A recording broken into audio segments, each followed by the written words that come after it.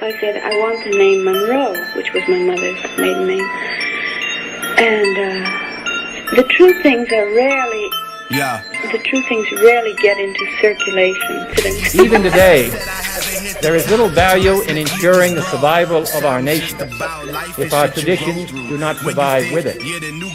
And there is very grave danger that an announced need for increased security will be seized upon by those anxious to expand its meaning to the very limits of official censorship and concealment. That I do not intend to permit to the extent that it's in my control. Dreaming of the days where I'm just relaxing. These huge walls that got me trapped in, I'm here to knock them down.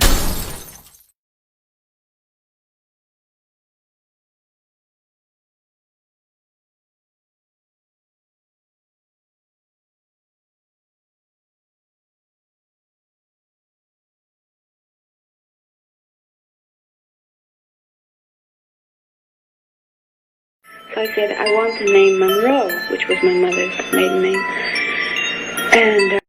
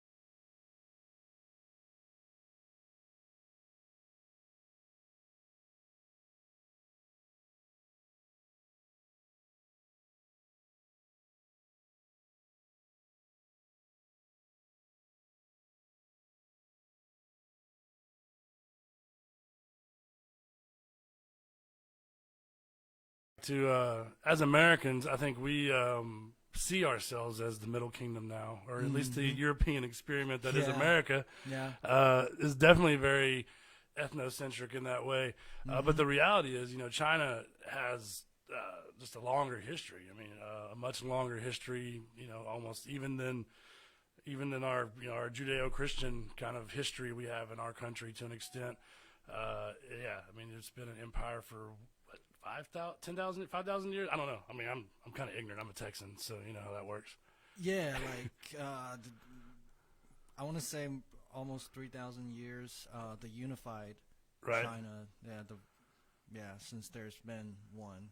Like record keeping, basically. Yeah. Because that's kind of what it amounts to, right? Like empire building is kind of like oddly just who can keep the records the longest in a weird way without losing them all. I don't know. I mean, maybe that's kind of my conspiratorial way of looking at it to an extent. Sorry, I'm not trying to be rude. I'm trying to get this shared on there so we can get some possible more views. So I met Peng in the DFW DFW comedy scene. Realty scene. Which, hey, it's all kind of the same. Real estate and being a realtor and being a comedian is like very similar in like kind of the ways realtors interact, the same ways comedians interact in a weird way. Like everybody's kind of competing. Everybody's competing for sure. Yeah. But then there's also this kind of, you have to get along with your kind of people that you're going to be working with all the time. So it's been an interesting one. Needless to say, kind of my history. When I got into comedy, I kind of burned some bridges. The same thing happened when I got into real estate. Except for in real estate, I was saving people money. I was doing the people a favor. In comedy, I don't know what I was doing. I was just being a jackass, basically. It's more self-served with comedy, right? Oh, yeah. Well, it is. I mean, let's get to that. So you got into it. I mean, it is a self-gratifying art, So what kind of attracted you to like American stand-up comedy? Because you grew up in China until you moved here 5 years ago? I can't remember exactly. Or 10 years. 10 years ago. I apologize. I knew it had been some time. So you grew up kind of in both places because you're about 25, right, in that range. Right. So you kind of grew up in both cultures. and I'm sure China has their own kind of comedy thing. Now, my Americanized idea doesn't think that stand-up comedy is it a thing over there like it is here, or how does it work there? If you could describe it. We have this thing for a long time. It's called the crosstalk. Pretty much just two people up on stage, right, talking back and forth. One person making fun of the other, and that's been there for a long time. But it's still very different from the American style stand-up comedy. The American style stand-up comedy is getting really popular now in China. Really, really popular. There's TV shows kind of like our version of Last Comic Standing. Okay. Yeah, all right. And that was a huge success. It was watched on one of the most watched online shows, TV shows. Wow. Okay. Was it mostly all like Chinese comedians? I mean, was it Chinese comedians specifically? Yes. It was Chinese comedians. But what's really interesting about it is the final winner, the first place winner. He was actually he's not Han Chinese. He's a Chinese Muslim, and he competed in his second language, and he won first prize. Wow. Yeah, that's got to be inspirational, kind of to you, something, Oh, for sure, for sure. Yeah. So let me get this straight. So back that up, because you kind of glossed over that like it was no big deal. But I mean, that's kind of significantly, culturally, kind of a big deal, right? That you have someone who's like I would imagine a Chinese Muslim is relatively a minority. Yeah. In your country right now, I mean, because I would imagine the Chinese way of life is very much involved with the empire, as far as you kind of are on the government side, and we hear horror stories over here, just like we have them over here with our religion. So, but yeah, so that's interesting. So like, he kind of Slumdog Millionaire, if you can get the reference. Yeah. The show, you know what I mean? All right, that's cool. Yeah. I was actually born in a Muslim territory of China. It's biggest province in China. Its border was Kazakhstan, Afghanistan, Tajikistan. Wow. Okay. So yeah, far west. In there. Far west. Most people there are Muslim, and they call them Uyghurs. Right. Yeah. Make sure you pronounce that first part of that word real good these days, right? Yeah, it's weird. It's Uyghur. Yeah. Uyghur. Yeah. I gotta really emphasize on the we. Yeah, you want to. Yeah. Maybe you want to put a soft A on it just to be, careful these days. Yeah. It's interesting. Like, so we've had two really major cultural phenomenon in China in recent days, like hip hop, and stand up comedy. We had another show. It's like hip hop, kind of a like rap battles, battle competition. And what's interesting is the first and second places, they were both Uyghurs as well. Yeah, and they were rapping in their second language. I'm not going to say what parallels are going on here, but there are some parallels. Well, I mean, let's just honestly, American stand-up comedy is an American art, pretty much specifically. I mean, that's one of those ones that not many people are going to argue with you about that. And I don't think many people are going to argue with you about hip-hop being as well, as an extension of blues and jazz that it was born out of, right? And then kind of rock and roll, and then ultimately you get hip-hop, right? For sure.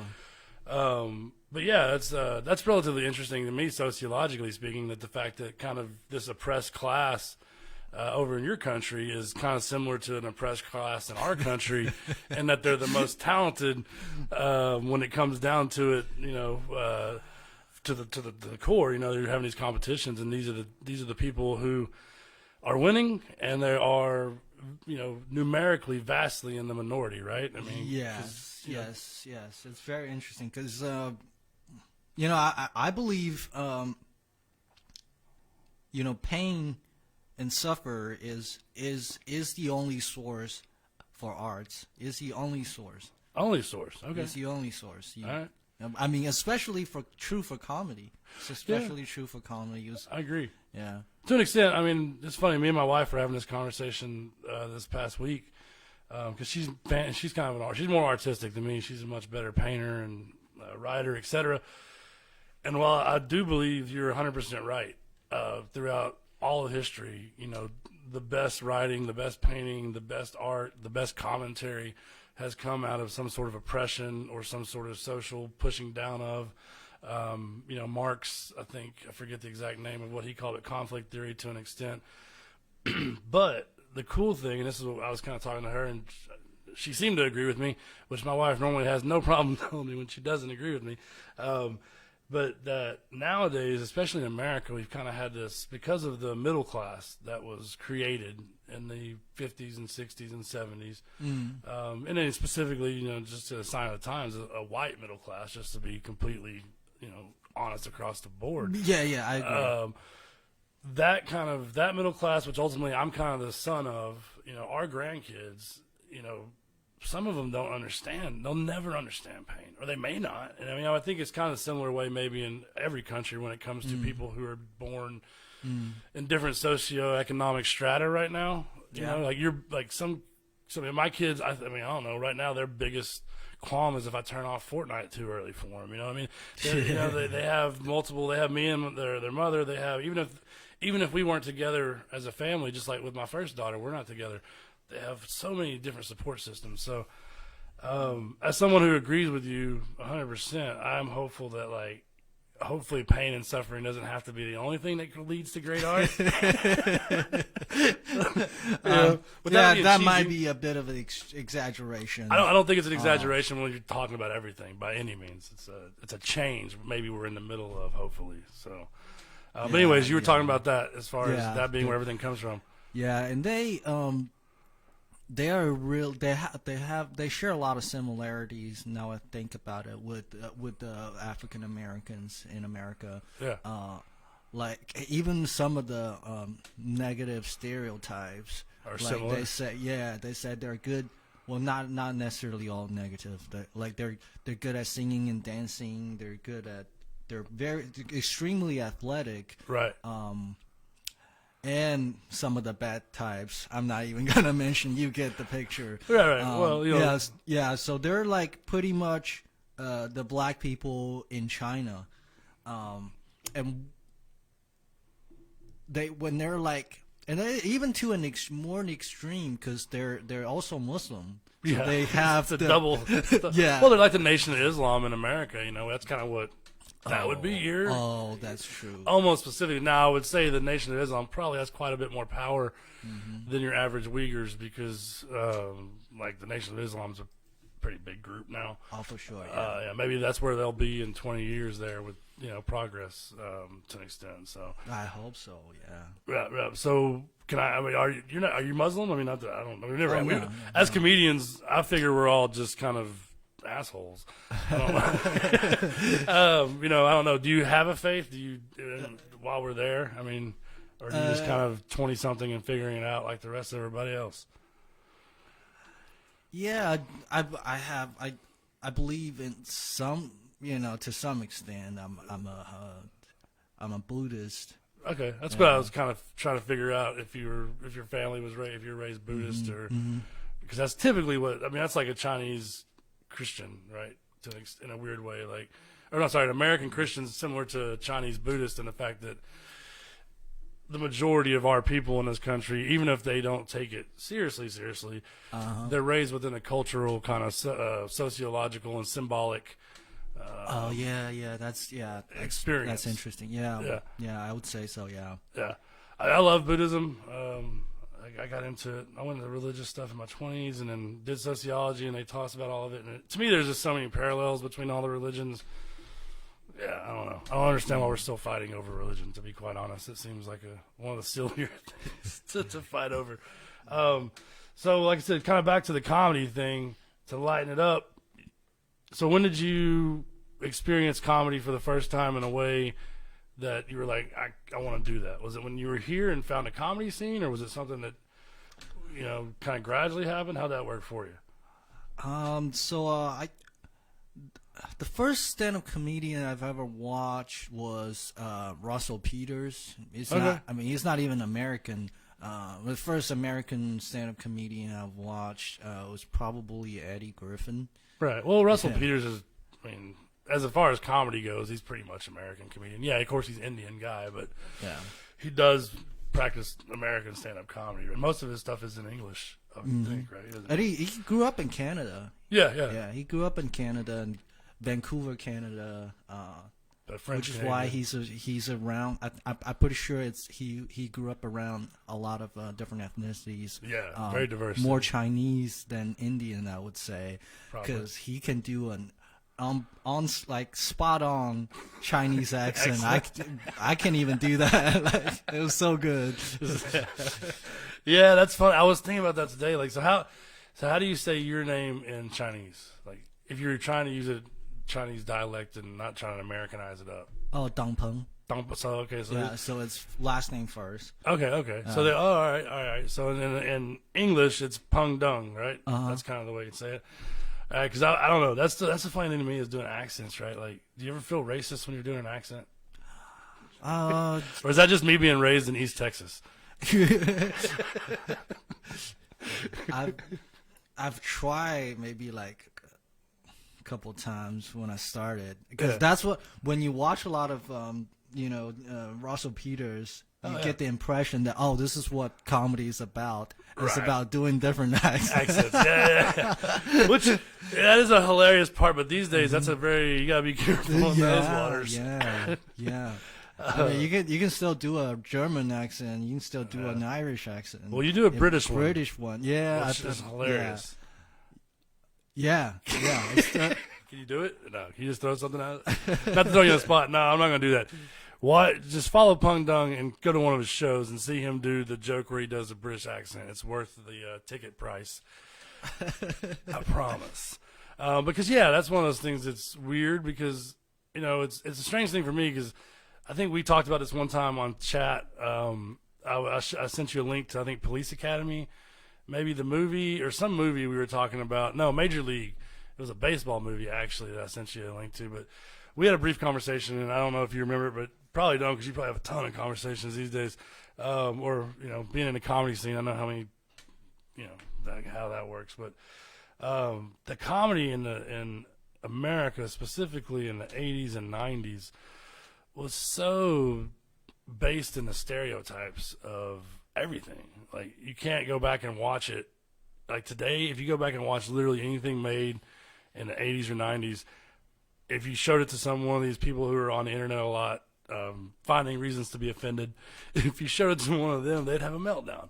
They'd be like, this is this and that. And it's like, well, yeah, but, cops are very racist in the 80s, I'm sure, many more than now. Arguably, probably. Yeah. And the Police Academy, for instance, hilarious movie, which I hope they bring back in some form or fashion, because why not? I mean, it's perfect timing.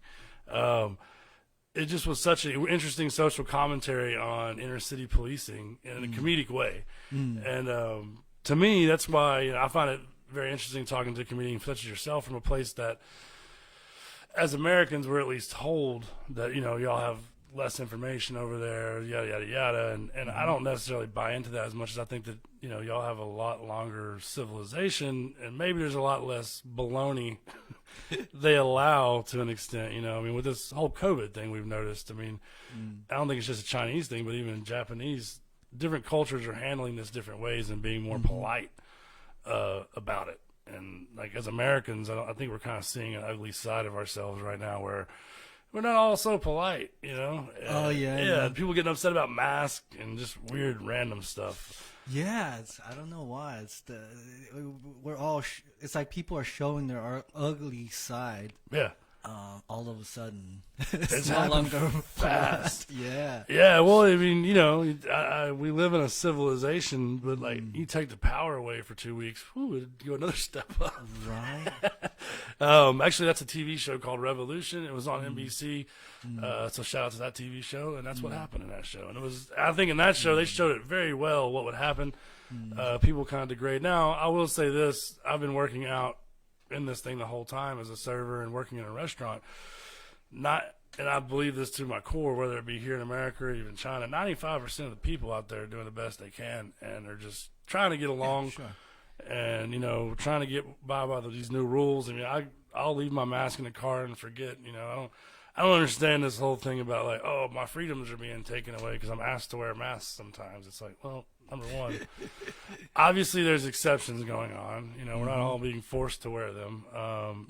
And if you do understand science, you understand how these things spread, it kind of makes a little bit of sense that like if you're in a large group, if somebody's wearing them, everybody's wearing them, I don't know. But it has shown an ugly side. What has been the funniest part of watching America's ugly side as a foreign observer? If you could point one out, maybe. I was at the airport just a week ago. Yeah. Everyone's wearing a mask, going through the security checkpoint. Mm-hmm. They had to check your, scan your ticket, check your ID, and you put the mask off. Yeah. Oh, it's you. All right, you good. Right. When they checked my ID, I had a Chinese passport. Right. And I was about to pull off my mask, and they were like, no, you're good. I believe you. Yeah, you should see the face of that person, a TSA guy. Man. Oh, my God. Jesus. He had gloves on. He immediately puts his put the sanitizer on the gloves. That's some funny stuff right there. Like when you watch somebody put sanitizer, I mean, I'm a stupid American. I'll admit it. Like it took me. I only became a relatively intelligent American by learning stuff, typically by doing it the wrong way first. But I even know, like, putting sanitizer on your gloves. Like, what are we doing here, guys? Get a new pair of gloves. Don't wear gloves. Like, don't wear gloves. Yeah. Use just sanitizer on your hands. Don't touch your face. Whatever. But that's an interesting. Yeah, use one or the other. Like, it's either condom or Plan B. That's very good. Yes, sir. I hope you could use that. You have some great condom bits. In your act. Oh, yeah. At least one in particular I'm thinking of. Yeah, that's practically the joke, because in Chinese the word for glove is a combination of two words. It's hand and condom. So yeah, the finger condom, right? Or yeah, hand it's condom. the finger condom. Yeah. So on that note, if you have a chance, obviously like Peng's page online, follow him because, if you want to get out and watch some comedy, right now there's going to be certain places that are doing showcases and stuff like that. Most of the bigger clubs, unfortunately, it sounds like are going to be, who knows, right now we're kind of in a weird limbo area.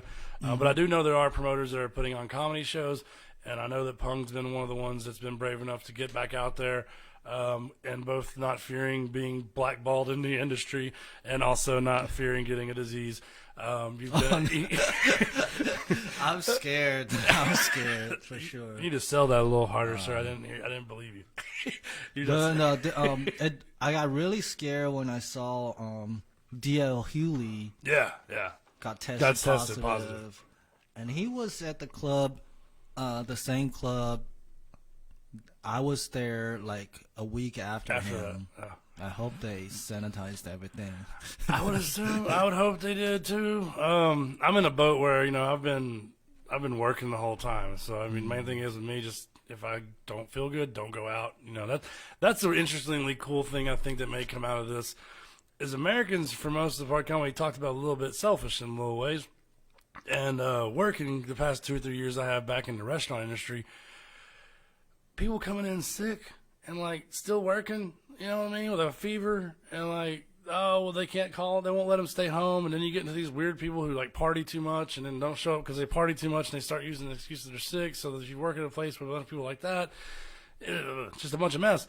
Well, now it's like, man, if you're sick, go home. Like, Yes. And no questions, no like whatever. If you've got a fever, whatever, we just don't want to see you here right now. We want you to go home and get better. Because, yeah, man, even before COVID, the flu was killing 50, 60, 70,000 people a year, and arguably more dangerous across the whole population as it affects children and everyone, not just as we kind of are seeing here, it seems to be the older parts of the population.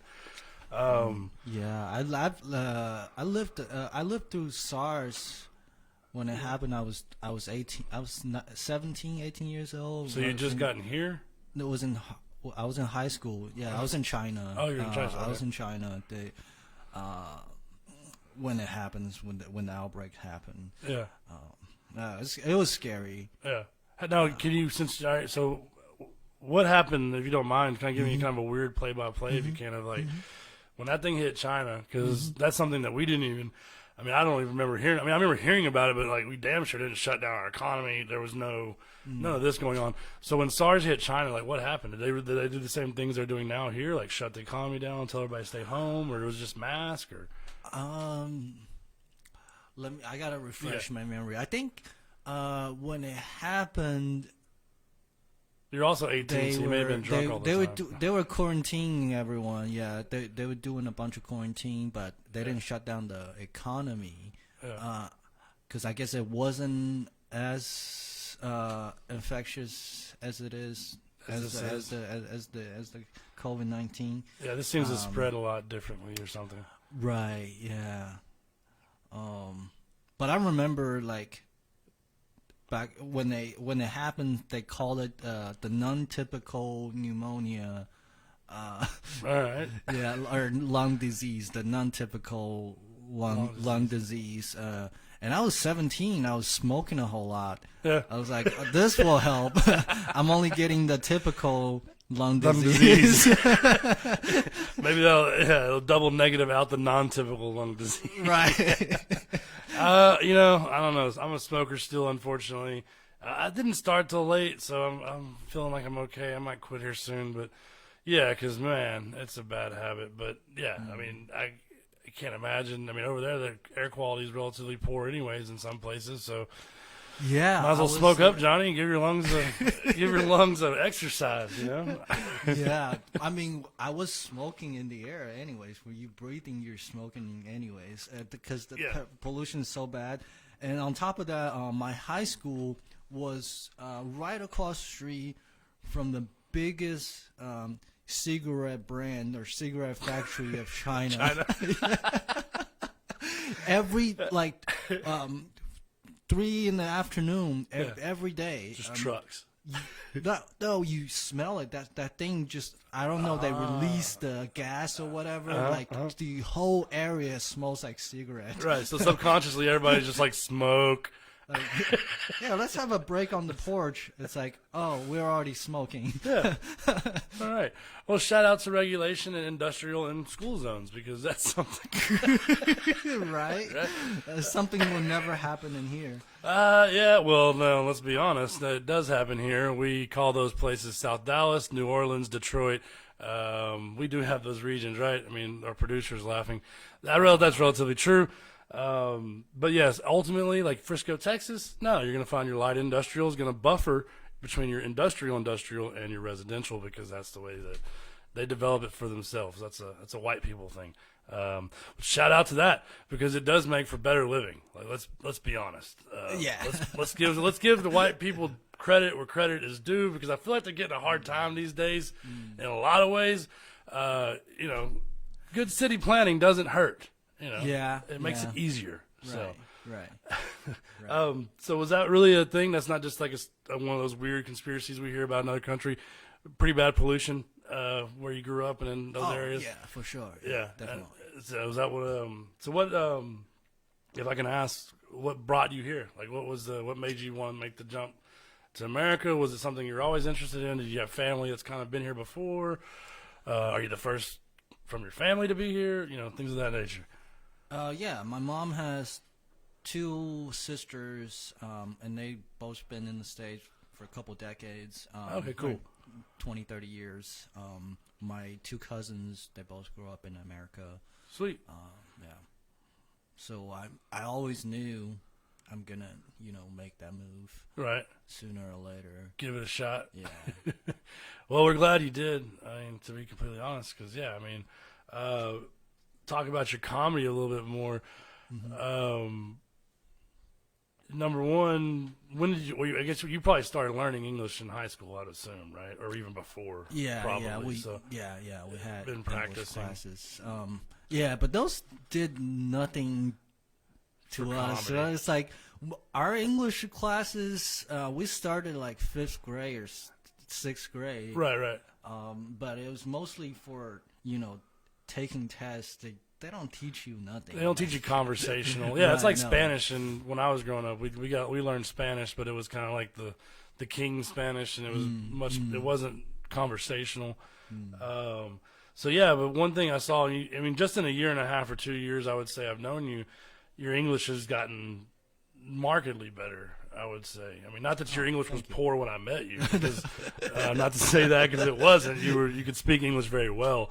But when we just went back to doing open mics, I remember walking into One Nostalgia and hearing you do a set, and just hearing, I don't know, I've had multiple friends. I had a friend of mine who came from Cameroon, and there's French mostly. They speak French, and he was learning English, and like he could speak English when he got here, but just the small change is weird, and so yeah, it's amazing. I imagine stand-up comedy's been very helpful, and I don't know, I don't want to say mastering the language, but to an extent, like getting control of it, and for sure, and using your voice box to do like a British accent, for instance, which is your Valley Girl accent. Was that the one you were doing the other day that we were talking about? That was pretty good. You gotta keep working on that.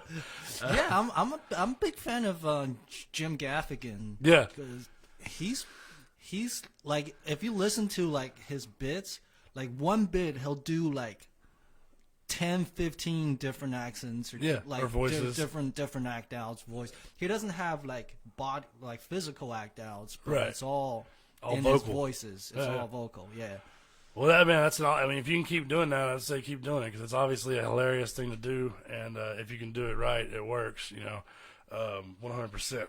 Me as a whitish male, am not going to go down that route in my comedy, as I have a lot of other reasons I could get canceled, and I don't need any act outs of me being called racist because I'm just making a voice.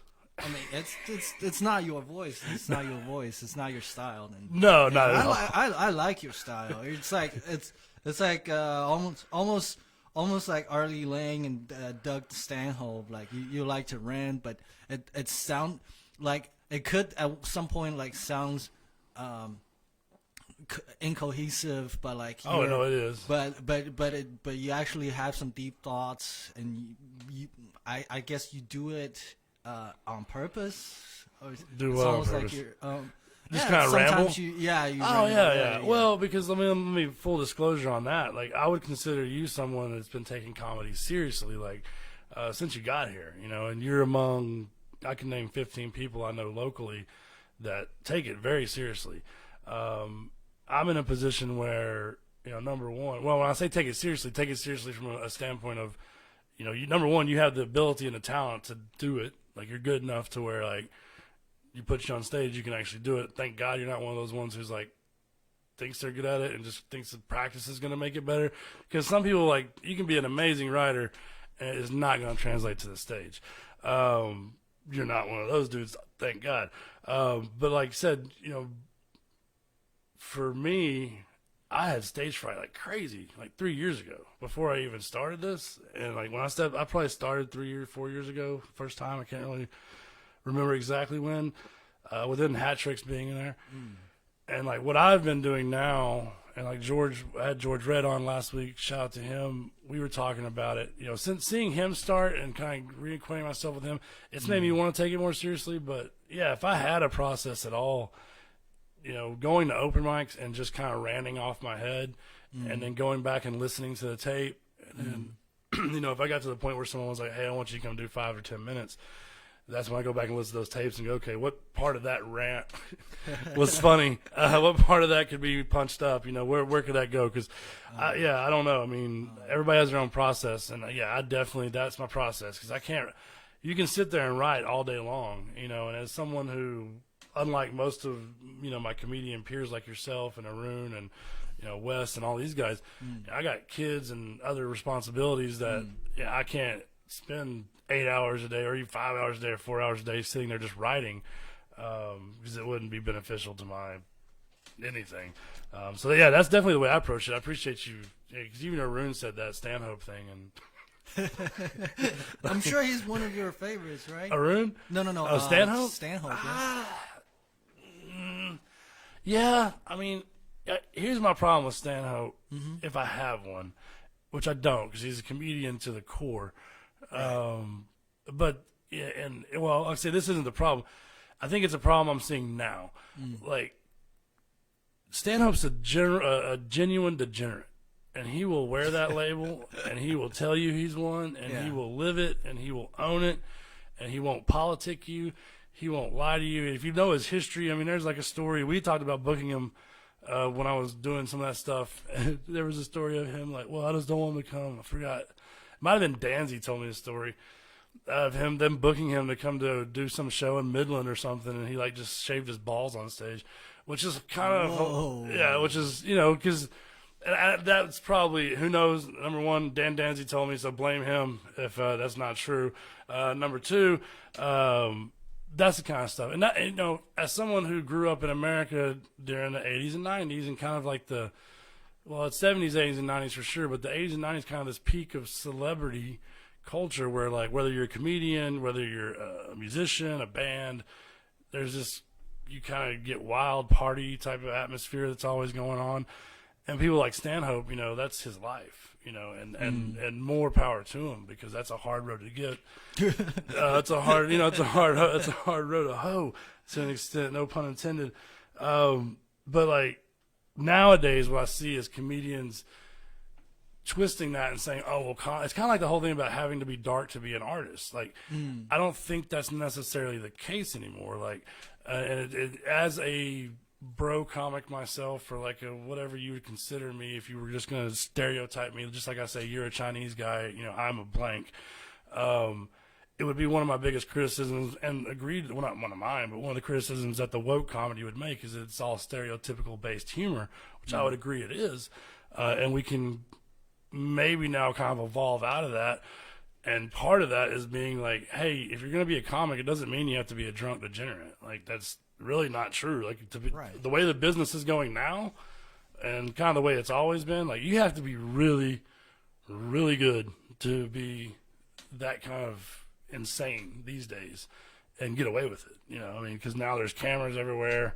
Now, celebrities are much more. I see what you're saying. I see what in you're the saying. 80s or 90s, paparazzi culture, it wasn't I mean, now it's arguably with, the Kardashians being a spearhead, it's $1 billion industry, and just gossip on you do have to be careful. Public figures. That kind of behavior, yeah. So, but no, as a comedian, I think he's got some amazing stuff.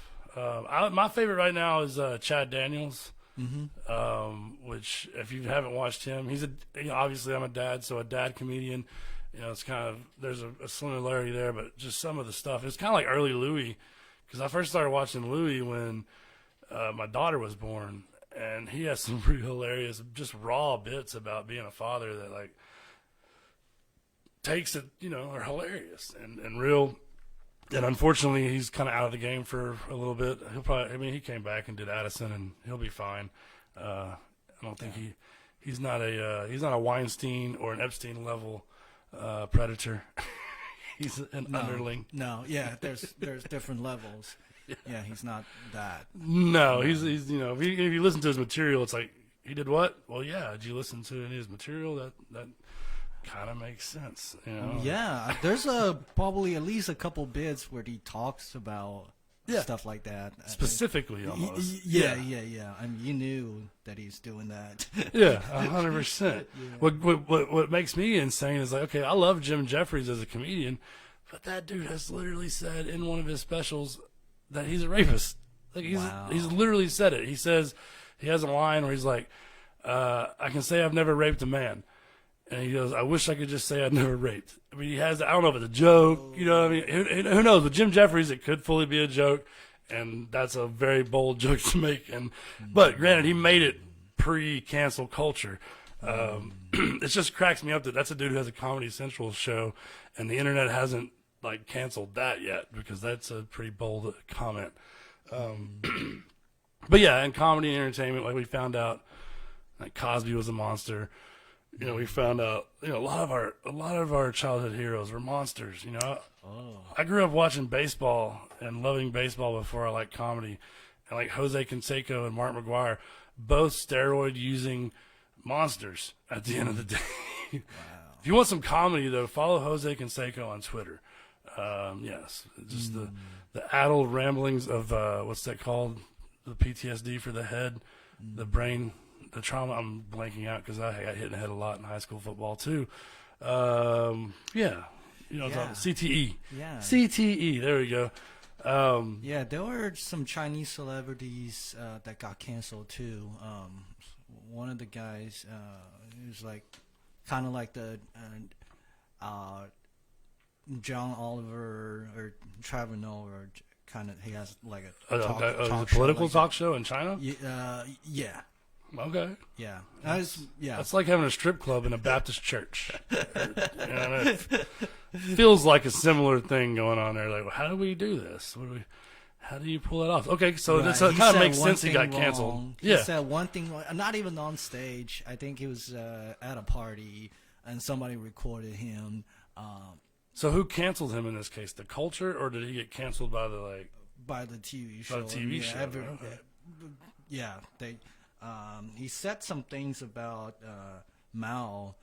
And it's kind of so people got mad at him. So Mao, because I'm American and I'm ignorant.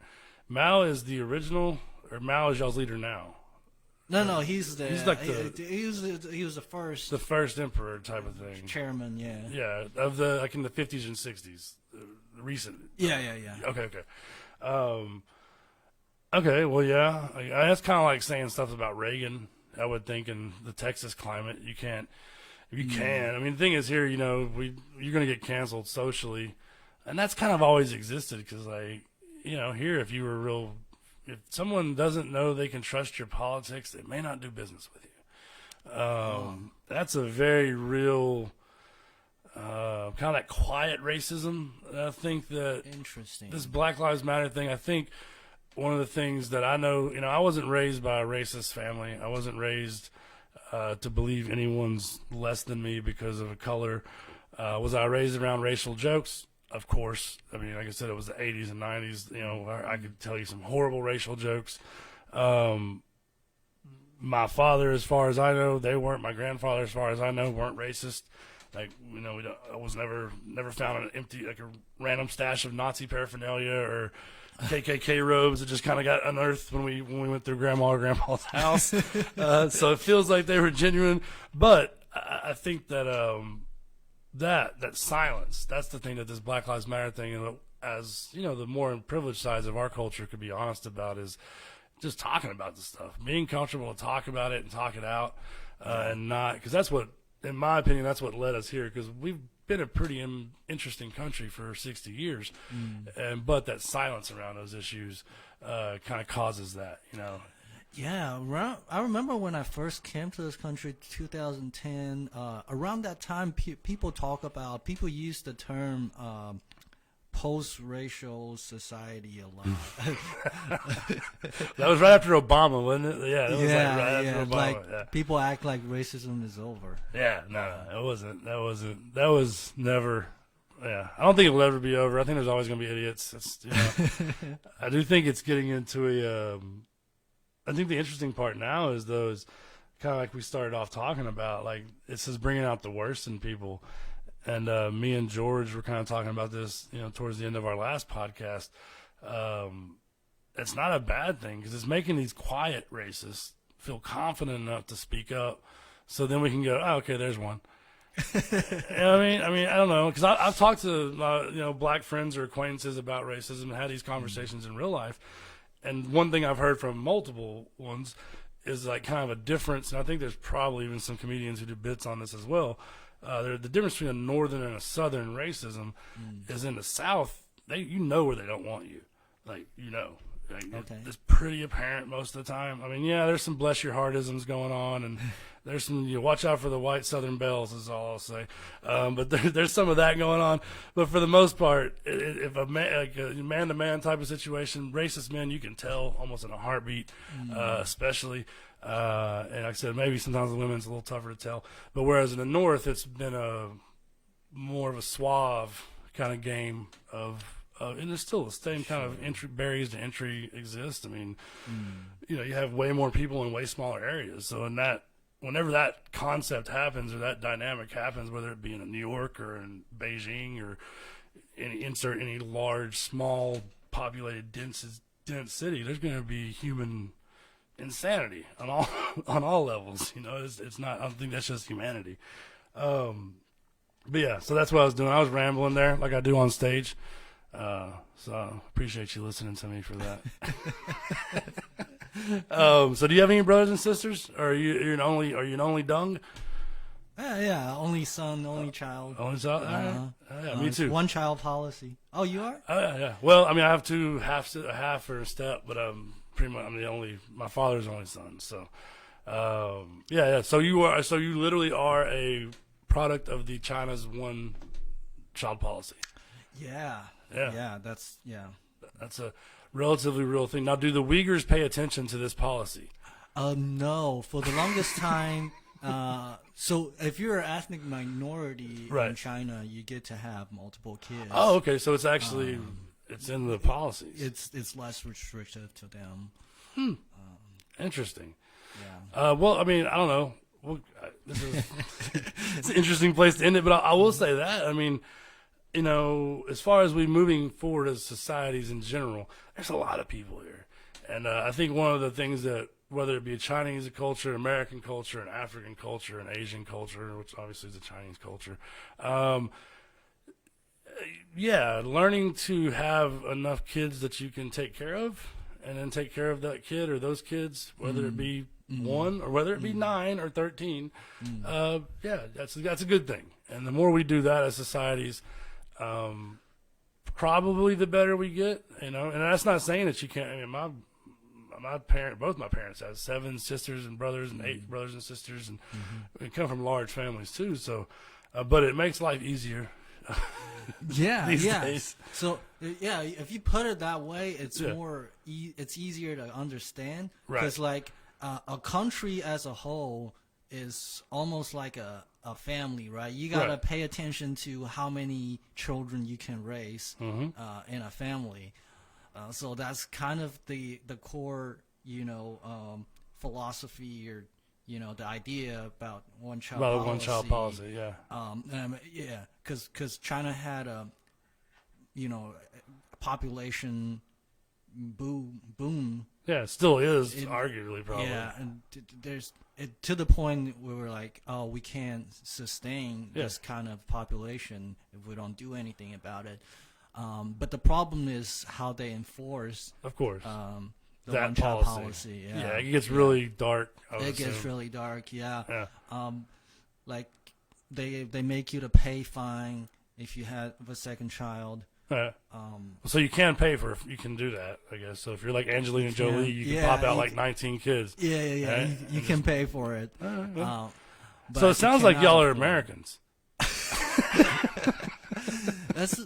I mean, they're on the other side as well. Like, because like if you can pay for it, they take your child away, second child, and send them to the orphanage. Later on, put them out for adoption. Some American couples from Pennsylvania is going to buy them for like $20,000. $20,000 for an Asian baby. You heard it here first, folks. No, but sadly, making a joke of a serious situation. Yeah, that's how that works. So is that policy still in action to an extent, or is that something that they've lessened up on? They did actually. 2018, they made amendment. You can say amendment, that if both couples are financially stable are the only child at their each family, respectively, they can have at least 2 children. Okay, so they're kind of slowly reversing it back the other way to an extent. Yeah. I don't know, man. Asian wisdom, folks. Like, I like American. I love being American, but I think sometimes you gotta listen to the older folks on the block and how you organize your societies. That's not saying that you shouldn't have many kids and raise the kids you have, but that's a weird place to end the eugenics, folks. Eugenics. No, I'm just kidding. I'm not a fan of eugenics, but that's a more Nazi way of approaching things. We'll talk about that on our Conspiracy City podcast another time. Is there a way you can? It's too late. I was going to say link it to what's your Instagram? Oh, Peng Comedy, Pengdang Comedy. That's it. Pengdang Comedy. That's on Instagram, probably on Facebook, Twitter. I'd imagine it's all the same handle. Yes. Like I said, if you want to get out and see a show while this pandemic's going on, follow this guy, because more than likely if there's a show going on in Dallas or a series of shows, he's going to be on it eventually, and you can get out and see him. So thanks again for tuning in. This has been DDFW Realty's Conspiracy City podcast. We'll see you next week, Tuesday at 1 p.m. All right. Thanks for having me. Yeah, man. Thank you, Peng. This is Donna Patrick, host of The Donna Patrick Show.